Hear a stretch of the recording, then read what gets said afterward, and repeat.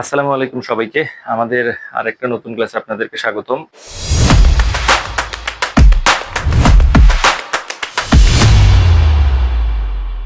আচ্ছা, আমাদের আজকের যেটা পার্টে থাকবে use of the. Use of the এর তার আগে আমাদের একটু জানতে হবে যে এটার উচ্চারণ কি দি না দা। আচ্ছা, দেখি। দি উচ্চারণ হবে তখনই যদি এর পরে আমরা ভাওয়েল ব্যবহার করি।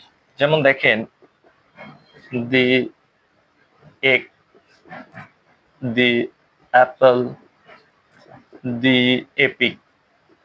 আচ্ছা, এখন দা উচ্চারণ কখন হবে? আমরা দা বলতে পারি এরপরে যখন কনসোনেন্ট থাকবে। যেমন বললাম দা ক্যাট, তারপরে বলতে পারি দা মিটিং। এরকম ভাবে যতগুলো কনসোনেন্ট ব্যবহার করবো আমরা তখন দা ব্যবহার করতে পারি। আচ্ছা, দিয়ের একটা সব থেকে মজার রুলস আছে, সব থেকে মজার রুলস, যেটা আমাদের বইয়ে অনেকগুলো রুলস আকারে থাকে, আমরা সেটা একটা রুলস আকারে পড়বো। প্রথম রুলস মনে রাখবো, পৃথিবীতে যেটাই একটা যেটাই একটা তার আগেই দিই, যেটাই একটা তার আগে দিই। যেমন আমরা দেখেন বলতে পারি দা সান, সূর্য কয়টা? একটা। আমরা কোরআন বলতে পারি দা কোরআন।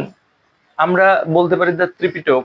আমরা বলতে পারি দা বাইবেল। এগুলো সব কিন্তু একটা। যেমন আমরা বলতে পারি দা প্রথম আলো, সংবাদপত্র প্রথম আলো একটাই। আমরা বলতে পারি দা ইত্তেফাক, আমরা বলতে পারি। এরপরে আরো ধরেন যে আমরা রিভারের কথা বলতে পারি দা পদ্মা রিভার। পদ্মা রিভার কয়টা আছে? একটা। আমরা দা নাইল, নীল নদ বলতে পারি একটাই আছে। অর্থাৎ পৃথিবীতে যেটাই একটা, যেমন আমি আমি যদি আপনাদেরকে কোয়েশ্চেন করি যে সাউথ কয়টা, সাউথ কিন্তু একটাই। তাহলে আমরা দা সাউথ, দা ওয়েস্ট, দা নর্থ এটা ব্যবহার করতে পারি। অর্থাৎ পৃথিবীতে যেটাই একটা তার আগেই দি বসবে। এটা সব থেকে সহজ রুল। যখন আমরা এক্সাম্পল গুলো করবো তখন আরো আমরা বিস্তারিত জানতে পারবো। 2 নম্বরে আসি আমরা। 2 নম্বর রুলসটা আমাদের হবে হচ্ছে, একটু আগে আপনাদেরকে দেখালাম, সুপারলেটিভ ডিগ্রির আগে কি বসবে? দি বসবে। যেমন দেখেন, he is the best boy in the class. এখন আমরা দেখে আসছি একটু আগে যে এখানে বেস্টটা কি? Good, better, best. বেস্টটা হচ্ছে সুপারলেটিভ ডিগ্রি, আর সুপারলেটিভ ডিগ্রির আগে এখানে যদি গ্যাপ থাকে তাহলে আমরা সেটা ব্যবহার করব হচ্ছে দি। এটাও ইজি রুলস। আচ্ছা, 3 নম্বর রুলসে আমরা চলে যাচ্ছি। যেগুলো ইজি, যেগুলো আপনারা পারেন বা মনে হবে যে যেগুলো সহজ, সেগুলো আমরা একটু সংক্ষেপে আলোচনা করি। বিস্তারিত আমরা 3 নম্বরটা আলোচনা করি। 3 নম্বরটা আমাদের মনে রাখতে হবে, যদি, যত, তত, অথবা আমাদের হচ্ছে আনুপাতিক, সেটা কি বলা হয়, হ্রাস বৃদ্ধি, যত তত বা আনুপাতিক হ্রাস বৃদ্ধি যদি প্রকাশ পায় তখন আমরা দি ব্যবহার করতে পারি। যেমন আমরা লিখতে পারি the sooner the better. The sooner the better. আচ্ছা, আমরা আরেকটা লিখতে পারি দ্য আর্লিয়ার দ্য বেটার। খুব একটা পপুলার এক্সাম্পল আছে, the more you read, the more you learn. আচ্ছা, দেখেন এই যে দা এর পরে আমরা সুনার ব্যবহার করছি, আবার দা এর পরে বেটার। এক কথায় এই রুলসটা অনেকটা এরকম হয়, দা এর সাথে হবে কম্পারেটিভ ডিগ্রি, এরপরে কমা দিয়ে থাকবে, আবার দা লিখে থাকবে কম্পারেটিভ ডিগ্রি। আচ্ছা, আশা করি এটা আপনারা বুঝতে পারছেন। দেখেন এখানে দা আছে, সুনের কম্পারেটিভ হচ্ছে সুনার, দা গুটের কম্পারেটিভ হচ্ছে বেটার। তারপরে দা আর্লি, আর্লির কম্পারেটিভ ফর্ম হচ্ছে আর্লিয়ার, এখানে হচ্ছে গুটের কম্পারেটিভ ফর্ম হচ্ছে বেটার। যেমন এখানে দেখেন মেনি, এটার হচ্ছে কম্পারেটিভ ফর্ম হচ্ছে মোর, আর হচ্ছে সুপারলেটিভ হচ্ছে মোস্ট। অর্থাৎ মেনির কম্পারেটিভ ফর্ম এখানে মোর ব্যবহার করা হয়েছে, এখানেও মোর ব্যবহার করা হয়েছে। এর আগে দি ব্যবহার করছি, এর আগেও দি ব্যবহার করছি। অর্থাৎ দ্য মোর ইউ রিড, তুমি যতই পড়িবে, দ্য মোর ইউ লার্ন, তুমি ততই শিখিবে। অর্থাৎ যত তত ব্যবহার আসে। দ্য আর্লিয়ার দ্য বেটার, যত তাড়াতাড়ি হয় ততই ভালো, অর্থাৎ যত ততর ব্যবহার আসে এটাতে। আমরা 4 নম্বর রুলসটা এবার দেখতে পারি। আচ্ছা, 4 নম্বর রুলস, এটা খুবই গুরুত্বপূর্ণ, একটু মনোযোগ দিয়ে আমাদেরকে শুনতে হবে। আসলে একটা কম্পারেটিভ ডিগ্রি রুলস। যেমন আমি বললাম নীলা ইজ বেটার দেন শিলা। আচ্ছা, নীলা শিলার থেকে ভালো। এখন এখানে কম্পারেটিভ ফর্ম ব্যবহার করা হয়েছে, এখানে গুডের কম্পারেটিভ ফর্ম বেটার ব্যবহার করা হয়েছে। আমরা এরকম কম্পারেটিভ ফর্মের ক্ষেত্রে সামনে কখনো আর্টিকেল দিতে পারবো না। আবারও বলছি, কম্পারেটিভ ফর্মের ক্ষেত্রে সামনে আর্টিকেল ব্যবহার করতে পারবো না। কিন্তু এই সেন্টেন্সটা যদি এরকম ভাবে লেখা থাকে যে নীলা ইজ, এখানে আমি লিখছি Nila is the better of the two girls. দেখেন আমি লিখলাম Nila is the better of the two girls. যদি এটা লক্ষ্য করেন, এখন আমি এখানে বেটারের আগে দি লিখতে পারলাম, কিন্তু এখানে বেটারের আগে দি লিখতে পারিনি। কেন, এটা বুঝতে হবে। যদি সেন্টেন্সে এরকম পাবেন কম্পারেটিভ ডিগ্রির ক্ষেত্রে যদি পাবেন এরকম অফ দা টু, এই ফ্রেজটা যদি পান অফ দা টু, তাহলে মনে রাখবেন কম্পারেটিভ ডিগ্রির আগে দি বসাবেন যদি অফ দা টু থাকে। যেমন আরেকটা এক্সাম্পল দিচ্ছি, of the two sisters, of the two sisters Nila is the more innocent, Nila is the more innocent. এখন দেখেন এই একইভাবে আমি এখানে মোর ইনোসেন্ট ব্যবহার করছি অর্থাৎ কম্পারেটিভ ডিগ্রি, কিন্তু তার আগে দি ব্যবহার করছি। কারণটা কি? কারণ হচ্ছে এই যে আমার এখানে সামনে আছে অফ দা টু, অর্থাৎ কম্পারেটিভ ডিগ্রির ক্ষেত্রে যদি অফ দা টু থাকে তাহলে আমরা কম্পারেটিভ ডিগ্রির জন্য যে অ্যাডজেক্টিভটা ব্যবহার করা হয় তার আগে আমরা কি ব্যবহার করব? দি ব্যবহার করব। পরবর্তী রুলস আমাদের হচ্ছে 5 নম্বর রুলস থাকবে। 5 নম্বর রুলসটা কি হবে? 5 নম্বর রুলস হচ্ছে ম্যাটেরিয়াল নাউন। এই ম্যাটেরিয়াল নাউনের রুলস। ম্যাটেরিয়াল নাউন কোনগুলো এটা বুঝতে হবে। ম্যাটেরিয়াল নাউন হচ্ছে যেগুলো গণনা করা যায় না, অর্থাৎ যেগুলো পরিমাণ করা হয় বা পরিমাপ করা হয়, পরিমাণ যেগুলো করা হয় সেগুলোই ম্যাটেরিয়াল নাউন। যেমন দেখেন আমরা রাইস, ওয়েল, সুগার, এগুলো কি আমরা গণনা করে কিনি? না, গণনা করে কিনি না। যেমন এগ, এটা কি হবে? এটা কি আমাদের ম্যাটেরিয়াল নাউন হবে না অন্য কোনো নাউন হবে? অবশ্যই ম্যাটেরিয়াল নাউন হবে। কারণ হ্যাঁ, আমরা দোকানে গিয়ে বলি আমাদেরকে একটা ডিম দেন, 2 পিস ডিম দেন, কিন্তু আসলে যদি আপনি ইন্টারন্যাশনাল স্ট্যান্ডার্ড কল্পনা করেন তাহলে কিন্তু একটা হয়ে যায় ডজনের ক্ষেত্রে, ডজন হিসেবে, তখন কিন্তু পিস হিসেবে থাকে না। অর্থাৎ আমরা কিন্তু চাল গুনতে পারি, ডাল গুনতে পারি, সবই গুনতে পারি, কিন্তু দোকানে গিয়ে বলি তো আমাকে 8টা বা 10টা চাল দেন, এভাবে কিন্তু আমরা বলি না। আমরা পরিমাণ করে নিই, 1 কেজি ডাল বা 2 কেজি ডাল বা হাফ কেজি ডাল, এরকম ভাবে বলি। অর্থাৎ যে সকল বস্তুগুলো আমরা গণনা করতে পারি কিন্তু গণনা করি না, আমরা গণনা করে আমরা কেনা বেচা করি না, সেগুলো কিন্তু হচ্ছে ম্যাটেরিয়াল নাউন। যেমন আমাদের চুল, দেখেন চুল কিন্তু 5টা তুলে আপনি বলতে পারবেন 5টা আমি চুল তুলছি, কিন্তু এটা কিন্তু কোথাও গণনা করে চুল কেনা বেচা হয় না। অর্থাৎ এই চুলটাও কিন্তু আমাদের ম্যাটেরিয়াল নাউন। অর্থাৎ এখন বলা হয়েছে, একটু মনে রাখবেন, ম্যাটেরিয়াল নাউনের সামনে কখনো আমরা আর্টিকেল ব্যবহার করতে পারি না। আমরা কখনো বলি না the water is essential for us, আমরা কিন্তু এটা বলি না। দা ওয়াটার আমরা হচ্ছে বলি ওয়াটার ইজ ইসেনশিয়াল ফর আস। কিন্তু দেখেন যদি এই ওয়াটারটাকে আমরা স্পেসিফিক নির্দিষ্ট করে দেই, যদি আমরা নির্দিষ্ট করে দেই, যেমন লিখলাম the water of this jar is essential for me, আমার জন্য প্রয়োজন। এখন দেখেন আমি বললাম the water of this jar, আমি কিন্তু স্পেসিফিক্যালি বলে দিলাম ওয়াটারটা কোথাকার, এই জারের। এখন দেখেন আরো একটা এক্সাম্পল দিচ্ছি আমি আপনাদেরকে, যেমন দ্য পারফিউম অফ সৌদি আরবিয়া। যে দেখেন পারফিউম, এটা কি গণনা করা যায়? না, গণনা করা যায় না, তাহলে এটা ম্যাটেরিয়াল নাউন। দেখেন the perfume of Saudi Arabia, the perfume of Saudi Arabia is famous, the perfume of Saudi Arabia is famous। আচ্ছা দেখেন এখানে পারফিউম ম্যাটেরিয়াল নাউনের আগে দিয়ে ব্যবহার করছি, কারণ নির্দিষ্ট করে দিয়েছে পারফিউমটা কোথাকার, সৌদি আরবিয়া। তাহলে এরকম করে যখন নির্দিষ্ট করে দিবে তখন ম্যাটেরিয়াল নাউনের আগে দি বসাবো, তাছাড়া ম্যাটেরিয়াল নাউনের আগে দিয়ে বসবে না। পরবর্তী রুলসটা সেম, একই রকম, কিন্তু এটা হচ্ছে অ্যাবস্ট্রাক্ট নাউনের ক্ষেত্রে।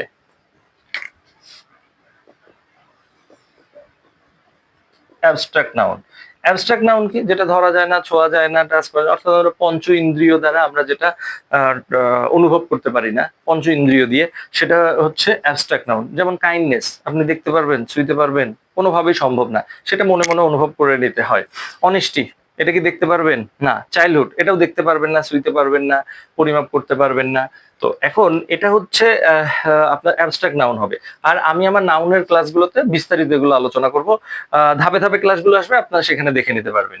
আচ্ছা, অ্যাবস্ট্রাক্ট নাউন, যেমন আমরা একটা খুব সুন্দর একটা সেন্টেন্স জানি, যেমন honesty is the best policy.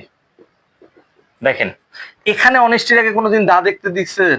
The honesty is the best policy না, কারণ অনেস্টি হচ্ছে অ্যাবস্ট্রাক্ট নাউন, আর অ্যাবস্ট্রাক্ট নাউনের আগে কি বসে না? দা বসে না। তবে এটা যদি এমন বলি যে দা অনেস্টি অফ মহসিন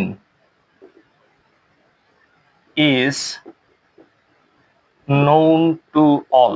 দেখেন, the honesty of Mohsin is known to all, এখানে আমি অনেস্টির আগে দিয়ে বসিয়েছি, কারণ আমি স্পেসিফিক করে দিলাম যে কার অনেস্টি, নির্দিষ্ট করে দিলাম কোনো ব্যক্তির, মহসিন, হাজী মোহাম্মদ মহসিন, মহসিনের অনেস্টি কিন্তু আমি নির্দিষ্ট করে দিলাম। যখন আমি এরকম ভাবে আগের সেন্টেন্সটা দেখেছি, the perfume of Saudi Arabia, পারফিউমকে যখন আমি নির্দিষ্ট করে দিলাম সৌদি আরবিয়া, তখন কিন্তু আমি দা বসাতে পেরেছি। একইভাবে অ্যাবস্ট্রাক্ট নাউনের ক্ষেত্রে আমি যদি নির্দিষ্ট করে দেই, তাহলে আমাদের এটা তারপর দি বসবে। এখন একটা সহজ রুলস দেই, যদি সেন্টেন্সের শুরুতে দি তখনই বসবে যদি মাঝখানেরটা, একটু ভালো করে বুঝবেন, যদি মাঝখানেরটা ম্যাটেরিয়াল নাউন, এরপরে যদি অফ থাকে, অর্থাৎ ম্যাটেরিয়ালের পরে যদি অফ থাকে, তাহলে সামনে দি বসবে। একইভাবে আমরা দি তখনই বসাতে পারবো যদি অ্যাবস্ট্রাক্ট নাউনের পরে অফ থাকে। এটা হচ্ছে শর্টকাট টেকনিক। অ্যাবস্ট্রাক্ট নাউনের পর অফ থাকলে সামনে কি বসবে? দি বসবে। আশা করি এটা আপনারা মনে রাখতে পারবেন। আচ্ছা, আমরা পরবর্তী রুলসে তাহলে চলে যাই। 6 নম্বর রুলস। 6 নম্বর রুলসটা আমরা আমরা কিন্তু সেলফের বই থেকে পড়তেছি, আবারও বলতেছি সেলফের বই থেকে পড়তেছি। আর আমাদের একটা ইউটিউব চ্যানেল আছে, আমাদের ইউটিউব চ্যানেলের নামও হচ্ছে ইজি ইংলিশ উইথ আবির। আমাদের ওখানেও আপনারা যদি রেগুলার দেখেন আমাদের ক্লাসগুলো পাবেন। আমাদের বর্তমানে সেলফের সবগুলো ক্লাস ওখানে আস্তে আস্তে আস্তে আস্তে আমরা আপলোড দিব, ধীরে ধীরে সিকোয়েন্স মেনটেন করে। সাথে আপনাদের যদি কোনো পছন্দের কোনো টপিক থাকে, যদি কোয়েশ্চেন থাকে, আপনারা আমাদেরকে বলবেন, আমরা সেটা চেষ্টা করব আপনাদের কাছে পৌঁছানোর। আমাদের ইউটিউব চ্যানেল হোক আর হচ্ছে আমাদের ফেসবুক পেজের মাধ্যমে হোক, আমরা জানিয়ে দেব। আচ্ছা, 6 নম্বর রুলসে আসেন। 6 নম্বর রুলসটাও খুবই গুরুত্বপূর্ণ এবং এটা মনে রাখার মতো, মানে মনে রাখতে হবে। আচ্ছা, যেমন আমরা যদি কোনো উপাধি সিঙ্গুলার ডেজিগনেশন বলা হয়, যেমন আমরা বললাম হেডমাস্টার, হেডমাস্টার এটা কিন্তু ডেজিগনেশন, পদবি। আমরা বললাম প্রিন্সিপাল, আমরা বললাম প্রাইম মিনিস্টার। দেখেন, এই যে এই ডেজিগনেশন যখন আমরা ব্যবহার করি, এই ডেজিগনেশন, সিঙ্গুলার ডেজিগনেশন এগুলো বলা হয়, যখন এগুলো ব্যবহার করি তখন সামনে, তার পূর্বে আমরা সবগুলোর সামনে দা ব্যবহার করে থাকি। আমি আশা করি বুঝাইতে পারছি। আরো অনেকগুলো আছে, headmaster, principal, prime minister, president, এরকম যতগুলো আছে সবগুলোর পূর্বে আমরা দা ব্যবহার করি। এটা হচ্ছে আমাদের 6 নম্বর রুলস ছিল। 7 নম্বরটা আমরা দেখি। 7 নম্বর, এটা হচ্ছে রুলসটা হচ্ছে মিউজিক্যাল ইনস্ট্রুমেন্টের। মিউজিক্যাল ইনস্ট্রুমেন্ট, মিউজিক্যাল ইনস্ট্রুমেন্ট মানে বাদ্যযন্ত্র। আচ্ছা, যদি বাদ্যযন্ত্র বাজানো অর্থ আসে, যেমন দেখেন, হি প্লেস দ্য পিয়ানো। আচ্ছা, হি প্লেস দ্য পিয়ানো মানে সে কি পিয়ানো খেলে? না, হি প্লেস সে বাজায়, কি বাজায়? The piano. যদি আমাদের কোনো বাদ্যযন্ত্র বাজানো অর্থ দেয়, তাহলে সব সময় আমরা দি ব্যবহার করব। যে বাজাচ্ছে বাদ্যযন্ত্র, তাহলে দি ব্যবহার করব। তবে এখানে একটা কথা মনে রাখতে হবে, যদি আমরা প্লেস অন ব্যবহার করি, যদি অন ব্যবহার করি, তখন আমরা দি ব্যবহার করব না, তখন অনের পর আমরা ডিরেক্ট ইনস্ট্রুমেন্টের নাম লিখে দিব। কিন্তু যদি দেখেন, যদি আমরা এমন হয় আমার বাদ্যযন্ত্র আছে, আমি বাদ্যযন্ত্র পছন্দ করি, বা আমার বাদ্যযন্ত্র হচ্ছে আমি শিখতেছি, এরকম যদি থাকে, তখন আমরা এ এন অথবা দিও ব্যবহার করতে পারি। তাহলে কি শুধুমাত্র বাদ্যযন্ত্র বাজানোর ক্ষেত্রে দি বসবে, বাদ্যযন্ত্র আছে এইরকম যদি বোঝায়, তখন এ এনও বসতে পারে। যেমন দেখেন, হি লার্নস দ্য গিটার। এখন এখানে একটু লক্ষ্য করেন, আমি কিন্তু এখানেও দা দিয়েছি, কিন্তু হি লার্নস এটা কি সে বাজাচ্ছে না, সে শিখছে। এরকম শেখার ক্ষেত্রে আপনি এ এন দি যে কোনো একটা ব্যবহার করতে পারেন। যেমন হি, আরেকটা এক্সাম্পল আমি আপনাদের, I want to buy a piano, I want to buy a piano. এখানে কি আমার বাদ্যযন্ত্র বাজানোর কথা বলা হয়েছে? না, এখানে দেখা যায় ওয়ান টু বাই, আমি কিনতে চাই, আমি একটা বাদ্যযন্ত্র কিনতে চাই, সেক্ষেত্রে আমার এখানে দি ব্যবহার না করে এ বা এন ব্যবহার হবে, যেহেতু কনসোনেন্ট সাউন্ড আছে এ বা এন ব্যবহার করা হবে। আমাদের এখন 8 নম্বর রুলসটা শুরু হবে। আমি এখানে যে কটা রুলস পড়াচ্ছি আপনাদের, এই কটার রুলস মোটামুটি ভাবে 11 থেকে 20 গ্রেডের জন্য লাগবেই। আর যখন প্রিভিয়াস কোয়েশ্চেন গুলো সলভ করব তখন এর সাথে হয়তো আরো 2-1টা রুলস পাবেন। তবে আমি প্রিভিয়াস রুলস গুলো সবগুলো সেন্স দিয়ে পড়াবো, আমরা সেন্স কাটিয়ে চেষ্টা করব কিভাবে করা যায়। আচ্ছা, এখন আসেন আমি একটা আপনাদের সেন্টেন্স লিখি। He speaks English like the English. এখন এখানে একটা জিনিস বুঝবেন, হি স্পিক্স ইংলিশ, সে ইংলিশে কথা বলে লাইক দ্য ইংলিশ, ইংলিশ জাতির মতো, অর্থাৎ যারা ইংলিশে কথা বলে তাদের মতো। দেখেন, হি স্পিক্স ইংলিশ, এখানে ইংলিশ হচ্ছে ভাষার নাম। কিসের নাম? ভাষার নাম। আর আপনি যখন ভাষার নামের পূর্বে দি বসাবেন তখন ওই ভাষায় কথা বলা পুরো জাতিকে বোঝাবে। অর্থাৎ আবারও বলি, এখানে ইংলিশ ভাষার নাম, আর ভাষার নামের পূর্বে যখন আমরা দি ব্যবহার করি তখন ওই জাতিকে বোঝানো হয়। তাহলে দেখেন এখানে মিনিংটা, হি স্পিক্স ইংলিশ, ইংলিশে কথা বলে লাইক দ্য ইংলিশ, অর্থাৎ যারা ইংলিশে কথা বলে সেই জাতির মতো। তাহলে আমরা এই সেন্টেন্সটা এটাই আমরা একটু ভালো করে বোঝার চেষ্টা করব। যদি আমাদের কোনো জাতিকে বোঝায় তাহলে আমরা ভাষার নামের পূর্বে দিয়ে দিব। আচ্ছা, পরের রুলসটা অর্থাৎ 9 নম্বর রুলসে আমরা চলে আসি। 9 নম্বর রুলস, এটা একদম সহজ। আমরা সাধারণত অ্যাজেক্টিভ এর আগে যখন দি বসাবো তখন ওই গুণ সম্পন্ন বা ওই শ্রেণীর সকল মানুষকে একসাথে বোঝাবে।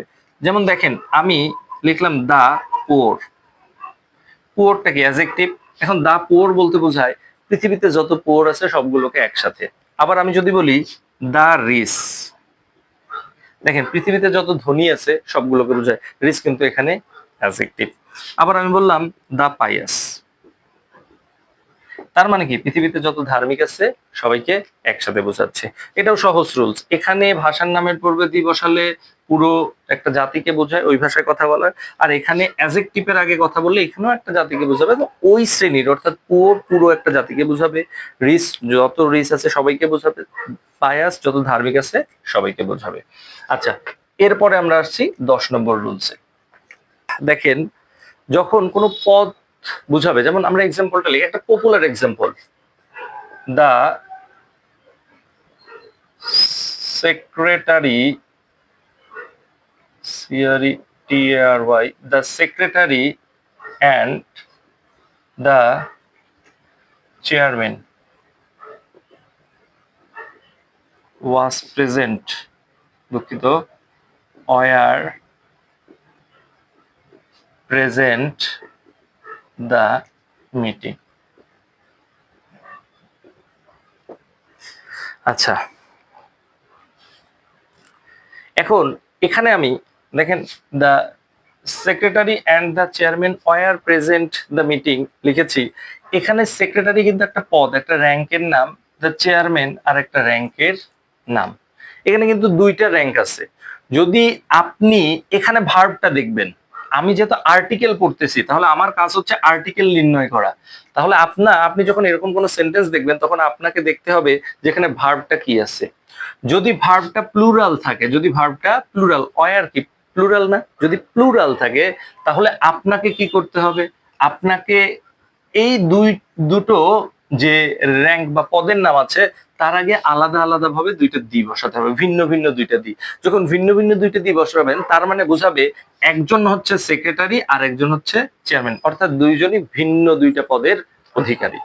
আর যখন আপনি দেখবেন এখানে ওয়ার দেয়া নাই, এখানে হয়তো বা ওয়াজ দেয়া ছিল, তাহলে আপনাকে তখন বুঝতে হবে যে এখানে দুইটা পদই বিলং করতেছে একজন, মানে দুইটা পদই হোল্ড করতেছে কয়জন? একজন। সেক্ষেত্রে আমরা আর পরের যে র্যাঙ্কটা আছে, পদ আছে, তার আগে দি বসাবো না। তাহলে আমাদের কাজটা হচ্ছে এখানে ভার্ব দেখবো। ভার্ব থাকলে আমরা যদি মনে, এখানে প্লুরাল থাকলে দুটো আলাদা আলাদা লোক আলাদা আলাদা পদ করতেছে, তখন আমরা এখানে দি লিখবো দুটার ক্ষেত্রেই। আর যদি সিঙ্গুলার ভার্ব থাকে তাহলে আমরা পরেরটার ক্ষেত্রে দি লিখবো না। এটাও সহজ ছিল। আচ্ছা, এবার আমরা 11 নম্বর রুলসে চলে যাই। আচ্ছা, 11 নম্বর আর 12 নম্বর এই দুইটা রুলস দিব।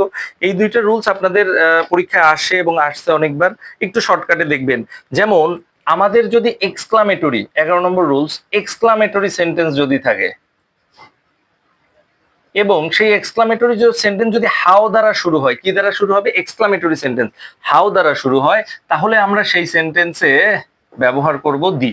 যদি হাউ দ্বারা শুরু হয় তাহলে ব্যবহার করব কি? দি ব্যবহার করব আর্টিকেল হিসেবে। যেমন আমরা এক্সাম্পল হিসেবে লিখতে পারি, হাউ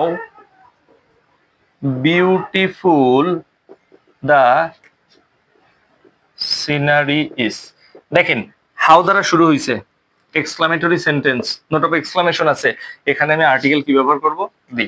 যতগুলো পাবেন এভাবে, আমার এক্সক্লামেটরি সেন্টেন্স হাউ দিয়ে শুরু হয়েছে, আর্টিকেল ব্যবহার করবেন দি।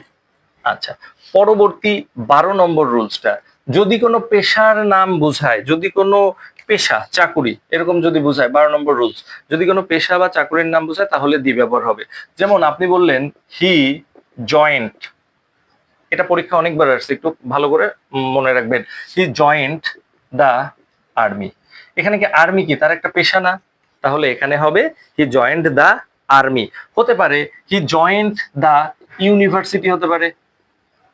দেখেন, সে কিন্তু ইউনিভার্সিটি, একটা পেশাতে যুক্ত হলো, সে ইউনিভার্সিটিতে জয়েন করলো। তাহলে এরকম যখন পেশার নাম বোঝাবে বা চাকরির নাম বোঝাবে, তখন আমরা দি ব্যবহার করব আর্টিকেল হিসেবে। আচ্ছা, 13 নম্বর রুল, সর্বশেষ রুলস আপনাদের।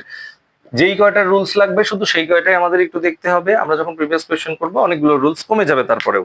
আচ্ছা, 13 নম্বর রুলসটা হচ্ছে, দেখেন, কোন দেশের যদি সংক্ষিপ্ত নাম বোঝায়, দেশের সংক্ষিপ্ত নাম বোঝালে তার আগে দি হবে। যেমন ইউএসএ, ইউকে, ইউএই। দেখেন, এগুলো কি সংক্ষিপ্ত নাম না? United States of America, United Kingdom, United Arab Emirates. যদি এরকম বোঝায় তখন আমরা তার আগে দি বসাবো। অর্থাৎ যদি দেশের সংক্ষিপ্ত নাম বোঝায়, দি বসাবো। আর একটা মনে রাখবো, কোনো জায়গার বা দেশের যদি ভৌগোলিক নাম বোঝায়, যেমন আমরা লিখতে পারি দা পাঞ্জাব, এটার কিন্তু একটা ভৌগোলিক ভাবে নাম আছে, 5টা নদীর সমন্বয়ে। এটার একটা বিখ্যাত একটা কাহিনী আছে। এটা এই ভৌগোলিক অবস্থানের কারণে এটা হচ্ছে আপনার, আমরা যখন পাঞ্জাবের নাম লিখবো তখন দি লিখবো। যেমন আমরা লিখতে পারি দা নেদারল্যান্ডস, এটাও কিন্তু আমরা লিখতে পারি, নেদারল্যান্ডস এর আগে দা হয়, সুদানের আগে দা হয়। তারপর আরেকটা আছে হচ্ছে ডেকানস, ডেকানসের আগে কিন্তু দা হয়। এগুলো মনে রাখবেন। আরেকটা হচ্ছে কোনো দেশ কিন্তু সেগুলো দ্বীপপুঞ্জের সমষ্টি, তার পূর্বে কিন্তু আমরা ব্যবহার করব দি। যেমন দেখেন, the Maldives, DHIVES, DHIVES, the Maldives. Maldives কি দ্বীপপুঞ্জের সমষ্টি, একটা দেশ, তখন আমরা তার পূর্বে দি ব্যবহার করব। এছাড়া আমরা আরো ব্যবহার করতে পারি দ্য ওয়েস্ট ইন্ডিজ, আমরা ব্যবহার করতে দ্য ফিলিপাইন্স। এই যে এইগুলোর ক্ষেত্রে, অর্থাৎ সংক্ষিপ্ত দেশের সংক্ষিপ্ত নামের ক্ষেত্রে দি ব্যবহার করব, যেগুলোর ভৌগোলিক ইতিহাস আছে সেগুলোর ক্ষেত্রে দি ব্যবহার করব, আর যেগুলো হচ্ছে দ্বীপপুঞ্জের সমষ্টি সেগুলোর ক্ষেত্রেও দি ব্যবহার করব। এরপরে আমরা ধারাবাহিকভাবে আপনাদেরকে প্রিভিয়াস কোয়েশ্চেন গুলো সলভ করাবো। আপনারা আমাদের সাথে থাকবেন এবং প্রিভিয়াস কোয়েশ্চেন গুলো যদি সবগুলো একসাথে আমাদের সাথে করতে পারেন, সলভ করতে পারেন, আশা করি আর্টিকেলে আর কোনো সমস্যা থাকবে না। ঠিক আছে, আল্লাহ হাফেজ।